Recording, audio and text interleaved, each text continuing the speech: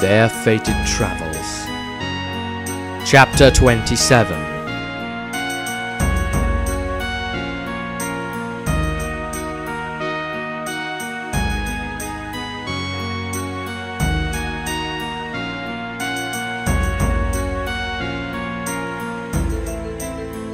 Nuln the Wiser. Extract from the Diary of Tobias, Day 107. We have checked into the Reaver's Return Inn upon arriving at Nuln. Rysandria has gone about the business she came here for, requesting a meeting with the higher-ups of the Shalian Church. She is being delayed a little, though. The problem is that the Vor subsect that she belongs to isn't very recognized around these parts. They're considered a bit kooky, so to speak. Well, to write. Tordrad at least has some time off from his bodyguard duty, and I have noticed that he and the newcomer, Anastasia, are getting along like a lake frozen over. Surely that would be a suitable Kislevite term to use instead of normal house on fire. Maestro was itching to get at the engineering college all the way through the trip, and it was an excuse to lose Angelique, who probably would have continued following him around. I must admit that she amused me no end. The sister of Sigmar herself has left us and gone about her duties in the city. The ball isn't due for a few days yet. We have time to relax, time to explore. Perhaps make a little profit on the side. Extract from the Diary of Dieter. Those strange adventurers from the barge are staying at our inn. That is a little concerning, I must say. What is more concerning is the headaches now. It is all too much for me. I'm feeling like I must soon take to the streets again, to find myself, to find someone who is good for me. Extract from the Diary of Maestro, Day 110. Well, I must say, studying at the college was perhaps the greatest thrill of my life. I have improved my knowledge in gunpowder and explosives exponentially. I really do need to work harder on my tinkering, though. All this travel is not good for that sort of thing. It's not like I can carry a workshop around with me, although Tordrad is quite strong. But still, no. Extract from the Diary of Rysandria, Day 111. What an unusual day yesterday was. Although such weird occurrences are starting to become the norm for us, I fear. I'm not even that surprised anymore. It all started when Maestro went to the shop to buy a Hockland long rifle. He said he had received the proper training for its usage at last, so he saw no reason to delay on getting one. Then he saw the price tag was high and moaned at us all about it. I determined that there was something a little off about the shopkeeper, though, that something was worrying him to distraction. The more I inquired into it, the more Dieter picked up on my lead and inquired of him too. He became so very defensive at last, and I shared my thoughts with the group. That is how it all came to happen next. Maestro has recently learned a spell that allows him to converse with birds. He decided that now was the perfect time to explore it and hone it a little more. The spell, as he explained, doesn't force the birds to do what you say. It simply allows you to understand them and them you. It is up to you to work out the details of how fruitful such a conversation might be. Maestro asked the bluebirds in the tree outside of the shop if they had seen anything suspicious happen there lately. Extract from the Diary of Maestro. But of course, the birds don't know what suspicious meant. To them, it was the notion of a predator trying to size up their nest, perhaps, or the like. So I had to reword it as something unusual, something they don't normally see. They confirmed that there was indeed something out of the ordinary around the shop of late. I asked them what. Then they played the old bartering game. Even birds do it. Is there no one in this world who doesn't try to rip you off? I ended up having to hand over my juiciest apple and a punnet of blueberries I'd been saving since Altdorf. Those bluebirds, don't be fooled by how pretty they are. The brighter and more colourful the plumage, the bigger a scoundrel in a deal they are. The same system, I believe, goes for merchants, too, in their fine silks with their scandalous prices. Anyway, I'm getting a bit off track, as usual. So the birds told me that some ugly, wrong-looking humans had been lurking around the shop door at night. The shopkeeper had interacted with them and given them something. Mutants, then. From Tordrad's diary, day 111. I know not why the others even pretend the wizard not look stupid.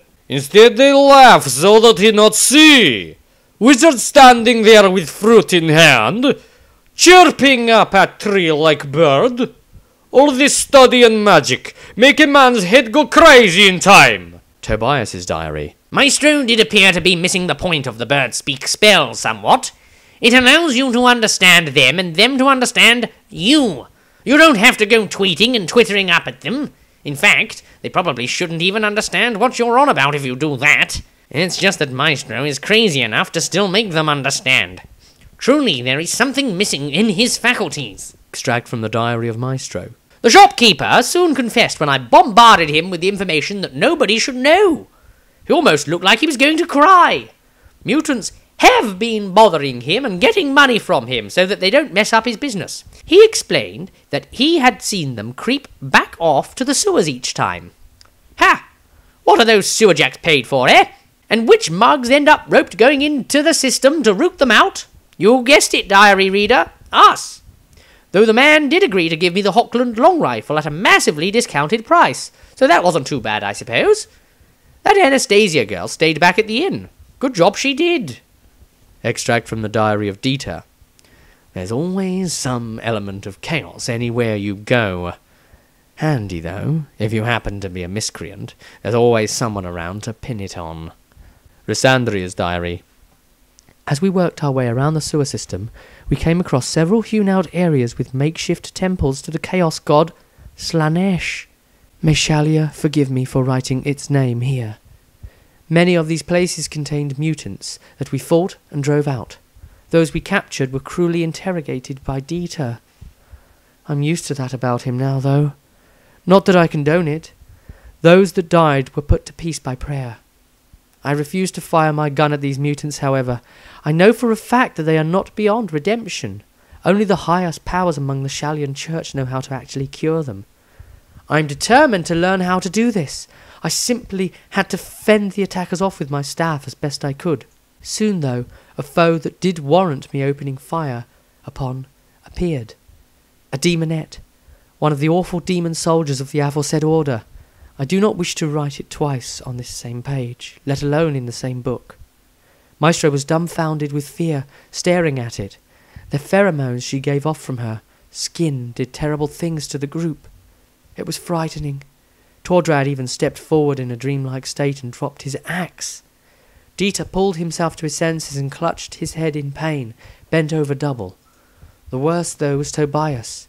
He had outright gone up to the creature and lowered his head before her. She was getting ready to use her imposingly grotesque pincer, placed where her hand should be, and from the look of it, it was quite capable of snipping the scholar's head from his neck in one motion. I was forced to open fire with redemption. The shot almost looked like it was going to snap Tobias out of his lull. I managed to graze the creature. Perhaps its concentration was broken just enough, but I was not going to take the chance of it. I ran to Tobias and laid a hand on his head while reciting a restorative prayer. I didn't even know if I was choosing the right one, to be honest, but faith is a hard-to-understand thing anyway. By the nature of it itself, you simply have to have faith. We managed to fight her off and even banish her as the group rose once more to their feet, free of the influence. This ordeal left Tobias in a terribly changed state. I was unable to help him. For some reason his mind had blockaded all attempts of help. He seemed shook up and overly scared long after the ordeal had ended. What a shame that he is affected so. Poor Tobias. We soon encountered the mutant cult leader, Erasmus Tuber. We dealt with him too. It seems the others felt compelled to kill him. Such a brutal waste of life, all this. Why can't they just leave us all alone, the evil that inhabits our race? I suppose I answered my own question there, though. It is because it inhabits us that it never will. Soon we started to see fresh body parts floating through the sewer water system. Extract from the diary of Dieter. Against my better judgment, I followed the group to investigate where the body parts were coming from. I could sense a great evil ahead. There was no way I could leave them stranded to deal with it alone. Extract from the diary of Tobias. There is... I don't want to remember much more about the day. Extract from the diary of Tordrad. We find a place where sewer system becomes old abandoned building. Used to be asylum, it seems. Many shambling dead people came. We chop them up so they fall down. They stand once more so that we may further practice our chopping skill. Soon, weirdo necromancer is seen. He be cause of it all. He be target, yes. I try chopping of him. Chop through his robe and body. Even chop his long beard. Very sharp blade this. He lay down and stay there. Wise choice this. Extract from the diary of Dieter. As I examined the dying necromancer, checking for a pulse, that is, of course, if he too wasn't undead, something unexpected happened. Talking of undead, it, the other, responded to this place suddenly against my will. It had manifested itself suddenly as black tendrils from my mouth.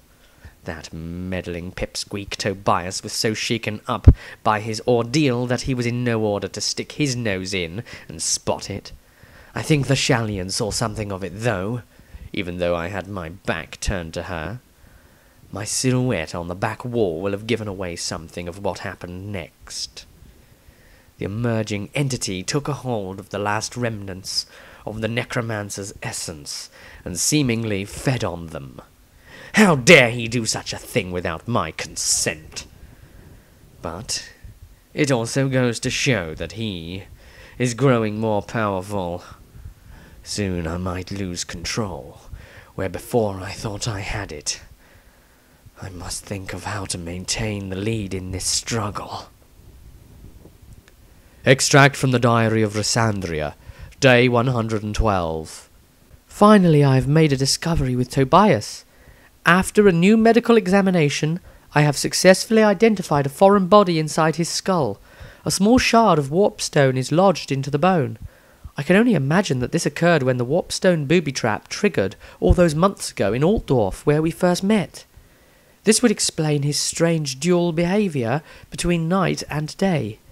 It seems his night self is a repressed personality from his younger years. He apparently used to be a thief and told me that he carries a lot of guilt about the way his behaviour rubbed off on his brother Frederick, who went down the same path as him, but was arrested. Apparently it all led to the death of their father. Terrible. Truly a shame. He has been holding all of this in for so many years.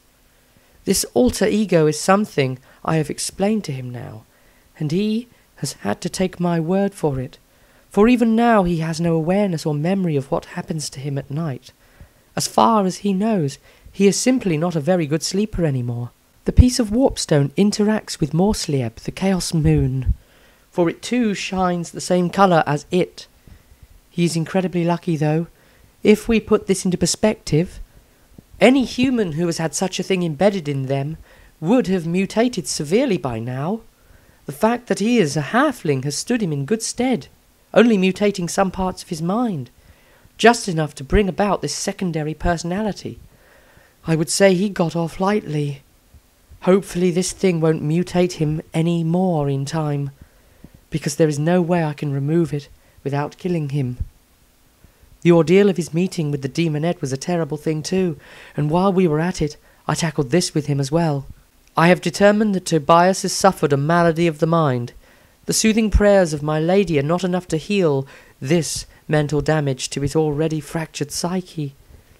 He has developed an irrational fear of the dark. To make matters worse, his nighttime self has been affected too.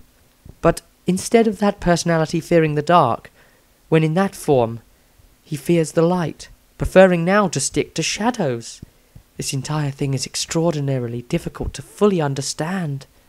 Extract from the diary of Maestro, day 113. Well, here we go again. This stupid chalice and the further matter of the bound demon within. These items has at last cropped up to trouble us once more. Extract from the diary of Rysandria. At my behest, the group is following a new lead into the matter of the chalice. We visited one Elsbeth Becker. There had been a number of murders around the area. We believe that the chalice and the murders are connected in some way. We decided to become more subtle about our investigation. I wonder how long the others can keep that up. Elsbeth at least gave us a letter of introduction, with which we visited Lord Randolph Vogt's house to find out what he or his son might know. Tordrad's diary. We not trust the son Rolf as he talked to us. I tell this from faces of the others. I wonder if Rolf tell this too. Ha! His father is not about for us to talk to. Maestro, though, he just gets more stupid. Thinking bird chirping stunt will help a second time. He asks birds in tree outside of house, while we still talk to son. These are blackbirds, though. Not put up with silly wizards' nonsense. Understandable, really. Next thing we see outside the window is Maestro run to right, with blackbirds chasing him. Next we see him run, right to left, back across the window, blackbirds tugging at his robes and hair. Just as wizard think he is safe from birds at last, he turned to look at us, and sees bird sitting on his shoulder, peck his big nose. Serves him right. Rysandria's diary. Tobias has found a secret doorway in the very inn we've been staying at. He was sneaking about as usual, looking for targets of opportunity. One of these days he's going to get arrested, I am sure. We went in and investigated anyway. There we saw a massive abomination laid out on a surgeon's table. On a desk in the room was the chalice. There is something fated about all of these occurrences, or at least that is what Maestro keeps saying, although I do believe I agree with him now. Extract from the diary of Maestro. What a surprise! That we should be holding the very chalice we sought. Too convenient. I smell a big stinky trap. I'm just waiting for it to spring on us. Why can't somebody else deal with these matters for a change? Why do we have to keep being the heroes? Being a hero is all very well and good while you're alive. You could take the benefits from that. But being a hero also exposes you to danger. Terrible, terrible danger, which could pose a threat somewhat of a challenge to the aforementioned staying alive thing. From the diary of Dieter. I elected to stay behind in the secret cellar room while the others went to look for some city watch help. While waiting, I readied my scalpel for the footsteps coming down to me. I knew it couldn't be the group returning so soon. There I saw a man we came to know as Jonas Lang. He requested I give him the chalice. I asked him why I would ever want to do such a thing. He opened his shirt to me, and all was suddenly clear. A grotesque head protruded from the man's stomach. The face was a familiar one, I'm afraid to say. It was Klaus Leibniz. The damned man's spirit was so chaos-tainted that it has even managed to infect another man like a parasite. I can relate to how annoying that is. He confirmed that he wanted the third shard of his master, Zathradox. I showed this man the true power of a parasite, overpowering him sufficiently so that I could interrogate him. I do so enjoy a good interrogation. What I don't enjoy, though, is being hit around the head from behind while trying to conduct one. I caught a brief glimpse of Rolf Vogt as I passed out. I could almost swear that the abomination was standing up of its own accord as well. Alive. Extract from the diary of Rysandria. Dieter told us what had happened. When we brought the watch to the location, all evidence of our findings and indeed the chalice itself was gone. Dieter knew that he had no evidence to support Rolf's guilt, so he simply told the watch that he didn't know who struck him. What confuses me a little is why the men didn't dispatch Dieter there and then, although strange black marks on the floor like lashes of black burnt parts coming from where he was laying unconscious might give some clue. Extract from the Diary of Rysandria, day 114. The watch claimed to have caught the prolific murderer, who had been taking lives over the last few days. We went to the watch ourselves to have a chat with the man. Dieter suspected that this man wasn't the murderer. I am unsure, quite honestly, but I do determine that the man is mentally ill and in need of treatment. I filed a report to the watch stating as much. They gave us the time of day on the matter because of the reputation that precedes us. One of these days that same reputation is going to get us all into trouble. Extract from the Diary of Tordrad, day 115. We went to masquerade ball at last, all wearing interesting mask. I wear a mask of lion. This is insult! I demanded bear! They not know what bear is from Kislev word, so I roar to show them. They think this is lion! They would not know difference between bear and lion if each chewed their arm off at same time. Groupthink ball is great chance to capture Rolf, man. Suspect in chalice stealing. Truth is, Dieter wants revenge, I think. Hehe. Now this I like. I like to see Dieter angry for revenge. He is funny small man. Later as night goes on, Rolf is spotted. Somehow Dieter finds him in crowd even though he wears mask. He tried to assassinate a noble present at ball. Maestro jumped from high balcony and cast spell. Lucky for him that it works. Wizards start flying and flapping arms awkwardly, causing scene. All he needed then was to be squawking like bird, like before, and truly then I will say this man has gone insane. Rysandria in good position with staff, hits Rolf to stomach, wins him. Rolf grabs for her. Big mistake this. Holy girl in frustrating panic, swipes again with staff, and at this time it strike man between legs. Ooh! Hit him in mother and father button. Great noise he make. Very entertaining. Ha ha! Man's life was saved. Turns out to be cousin to Naln's countess. Grupo thanked by Emmanuel.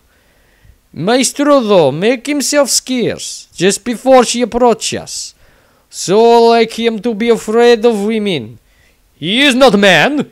He is mouse. Worse still maybe, he is worm. Blackbirds, they overpower him even. Extract from the Diary of Maestro, day 116. This Rolf chap was executed this morning. Swift justice in Nuln, it seems. It doesn't help us, though, because the authorities wouldn't listen to us when we said he probably knows something to help the investigation we're about. Looks like another lead goes dead for us. Today, though, the great new cannon was unveiled in the city. The Magnus, it was called. I managed to spot something wrong with it, even from my place in the crowd. Well, to be more accurate, it was as if it spotted something wrong with me. Fate, that is. They were going to be test-firing the cannon to show what it can do. I had a sudden involuntary vision of that cannon exploding, killing everyone on the bridge, including the Countess, including me. I piped up rather quickly and pushed my way through the crowd. So very unlike me, unfortunately. Yes, I managed to stop them firing the thing in the nick of time. Then I inspected it and discovered that it had been tampered with. Foul play is further afoot. I used my engineering skills to pinpoint that exact problem. This, of course, drew the Countess's attention to me. Just what I didn't want. I'd heard the rumours about her. She invited me to attend her by appointment later that day. I had to make an excuse, saying that I had other places to be, to do more heroic acts. Ha!